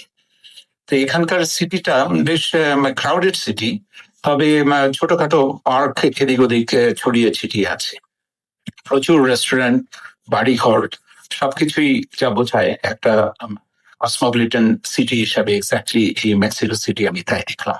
আর প্রচুর মানুষজনের আনাগোনা। কোভিডের এই সময়টায় ওরা রেস্ট্রিকশন তুলে দেওয়ার পর এখানে সমস্ত বিজনেস ওপেন হয়েছে আবারও। দোকানপাট আর অফিস, ফুটপাতের মধ্যে স্ট্রিট ফুড বলতে যা বোঝায়, যেসব দোকানপাট গুলো ওরা দিনের মধ্যে ওরা দেয় বিজনেসের জন্য, এগুলো সবকিছুই এখন ওপেন হয়ে গেছে। অনেক মানুষ। তো আমি ঘুমালাম। সারাদিন ঘুমানোর পর সন্ধ্যার দিকে ভাবলাম একটু বাইরে যাই, বেরিয়ে আসি, আর রেস্টুরেন্ট থেকে খাবার হয়তো পিক আপ করে নিয়ে আসবো। এই কোভিডের সময়টা আমি অ্যাভয়েড করি কোনো রেস্টুরেন্টে বসে খাবার জন্য। সেই অনুযায়ী সন্ধ্যার আগে আগে আমি বের হলাম। হোটেল থেকে বেরিয়ে বামে ডানে এদিক ওদিক ঘোরাঘুরি করলাম, কিছু স্টোরের সামনে দাঁড়িয়ে দেখলাম কি ধরনের ড্রেস এরা পরে। তো দেখলাম বেশিরভাগই প্রিন্টেড কাপড় চোপড় পরতে এরা পছন্দ করে, আর হ্যাট তো একেবারে কমন। তাই হেঁটে হেঁটে যাচ্ছিলাম, দূরে দেখি মিউজিকের শব্দ পাওয়া যাচ্ছে আর প্রচুর নিয়ন লাইট, বাতি। এখানে ক্লাবগুলো এরা ওপেন করে দিয়েছে, পাবস, ক্লাবস সবকিছু এখন ওপেন। তো ভাবলাম শর্টকাট নেওয়ার জন্য আমি পার্কের ভেতর দিয়ে চলে যাই। পার্কে ঢুকলাম, তখন কেউ নেই। গাছের জন্য প্রচুর গাছ, ওখানে গাছের জন্য বেশ একটু অন্ধকার হয়ে এসছে তখন। আমি যখন হেঁটে পার্কের ভেতর দিয়ে যাচ্ছি, দূরে দেখি চেয়ারের মধ্যে আমার ব্যাক সাইডে দেখলাম স্যুট পরা ভদ্রলোক, মাথায় হ্যাট আর প্রিন্টেড গাউন পরা এক মহিলা, সোনালী চুলের। পাশ দিয়ে যখন গেলাম, অবাক হয়ে তাকিয়ে দেখলাম যে আসলে এরা কোনো জীবন্ত কোনো মানুষ নয়। কঙ্কালকে, দুটো কঙ্কালকে এরা এ ধরনের ড্রেস দিয়ে বেশ ডিজাইন করে এরা এভাবে বসিয়ে রেখেছে পার্কের মধ্যে। তা আমি একটু থমকে দাঁড়িয়ে দেখলাম। ফেসের দিকে দেখলাম কালো রং, লাল রঙের স্ট্রিপ, হলুদ রঙের স্ট্রিপ, বিভিন্ন নকশা করা আছে কঙ্কালের সেই মুখের মধ্যে। তার কেমন যেন মনে হলো, আর ভাল লাগলো না। তো আমি বললাম যে আচ্ছা যাই, রেস্টুরেন্ট দিকেই চলে যাই। তো রেস্টুরেন্টে গেলাম, ওখান থেকে খাবার পিক আপ করলাম। খাবার পিক আপ করে আমি যখন ব্যাক করছি, কিন্তু মনের ভেতরে একটা কিউরিয়াসিটি তখনও কাজ করছিল যে আচ্ছা আর একটু দেখে আসি বিষয়টা কি। আমি যখন পার্কের ভেতরে ঢুকে চেয়ারের ওদিকে আসছি, এসে দেখি ওখানে কেউ নেই, পুরোপুরি ফাঁকা। ভাবলাম এটা কি করে হলো? এই মাত্র 15-20 মিনিটের মধ্যেই এগুলোকে কে নিয়ে গেল? তখন পার্কের ভেতরটা কিন্তু একেবারে অন্ধকার হয়ে এসছে। স্ট্রিট লাইটের সেই আবছা যে লাইট গুলো আছে, ওটাতে যতটুকু দেখা যায় তাই দেখছিলাম। তো যাই হোক, আমি একটু তাড়াহুড়ো করে পার্ক থেকে বেরিয়ে এসে হোটেলের রিসেপশনে এসে ম্যানেজারকে জিজ্ঞেস করলাম যে আচ্ছা আমি তো এরকম একটা বিষয় দেখেছি, তোমাদের এখানে এইভাবে পার্কের মধ্যে কি এভাবে কঙ্কালের মূর্তিকে বসিয়ে রাখে? ম্যানেজার হেসে বলে না, আমাদের একটা প্রতি বছর আমরা একটা দিনকে সেলিব্রেট করি। এটা মাসখানেক আগে এখানে হয়ে গেছে। আমরা বিভিন্ন কঙ্কালের মধ্যে আমরা অনেক সময় আমরা নিজেরাই বানাই এ ধরনের কঙ্কাল, বানিয়ে ওখানে সুন্দর ড্রেস পরিয়ে আমরা পার্কের বিভিন্ন জায়গায় বসিয়ে রাখি। আমরা মনে করি যে আমাদের এটা মিথ বলা যায়, আমাদের বিশ্বাস হোক, যারা পৃথিবী থেকে আমাদেরকে ছেড়ে চলে গেছে, আমাদের আত্মীয় স্বজন, ওরা অনেক ভালো আছে এবং সুন্দরভাবে জীবনযাপন করছে যেখানেই ওরা থাকুক, সেটাকে উদ্দেশ্য করে আমরা এটা সেলিব্রেট করি। আমি করলাম কি, আমি উপরে রুমে চলে এলাম, খাওয়া দাওয়া করে টিভিতে নিউজ দেখে ভাবলাম যে আচ্ছা একটু গুগল সার্চ করে দেখি। সার্চ করে দেখলাম কথাটা ঠিক। ওরা একটা দিন সেলিব্রেট করে থাকে এ ব্যাপারে। তো যাই হোক, আমি ঘুমিয়ে পড়লাম। তো একটা কথা বলে রাখি, আমরা যখন কোনো কাজে কিংবা ব্যক্তিগত কাজে হোক, অফিসিয়াল কাজে হোক, রিসেপশন থেকে কখনো ফোন করে ডিস্টার্ব করে না। এরা কোনো ইনফরমেশন থাকলে ওরা দরজার নিচে দিয়ে কাগজটা ঢুকিয়ে দিয়ে চলে যায়। আমি এভাবে ঘুমিয়ে পড়েছিলাম। ঘুমানোর মধ্যে আমার মনে হলো খসখস শব্দ হচ্ছে দরজা দিয়ে। তো ভাবলাম নিশ্চয়ই কোনো ইনস্ট্রাকশন এসছে। তো আমি উঠে বসলাম, বিছানা ছেড়ে উঠে দরজার দিকে তাকিয়ে দেখলাম দরজাটা খোলা। আমি একটু অবাক হলাম, কারণ আমার অভ্যাস হচ্ছে দরজা আমি লক তো করি, তার উপরে আমি চেনের যে হুড়কো আছে ওটা লাগিয়ে দিই সেফটি হিসাবে। কিন্তু দেখলাম দরজাটা খোলা, হালকা করে খোলা, এবং ওখানে কোনো কাগজ নেই। তো অবাক হয়ে আমি বিছানা ছেড়ে উঠে সে দরজার দিকে যখন আসতে যাব, তখন একটা পায়ের শব্দ পেলাম। দরজাটা টেনে আমি খুলে করিডোর দিকে যখন তাকিয়েছি, আমার সমস্ত শরীর ভারী হয়ে আসলো। সেই দূরে জানালায়, করিডোরের শেষ প্রান্তে জানালা আছে, জানালার ওখানে সেই কঙ্কালের স্যুট পরা লোক আর প্রিন্টেড গাউন পরা সোনালী চুলের মহিলা ওই কঙ্কালের দৃষ্টি নিয়ে আমার দিকে তাকিয়ে আছে। আমি সাথে সাথে দরজাটা বন্ধ করে দিলাম, করে চেন লাগিয়ে ভাবলাম যে আমি কি স্বপ্ন দেখছি না এটা বাস্তব। কিন্তু এটা তো বাস্তব, আমি তো হোটেলের রুমের মধ্যেই আছি। এটা কি করে হলো? সারা রাত হোটেলের রুমে লাইট জ্বালিয়ে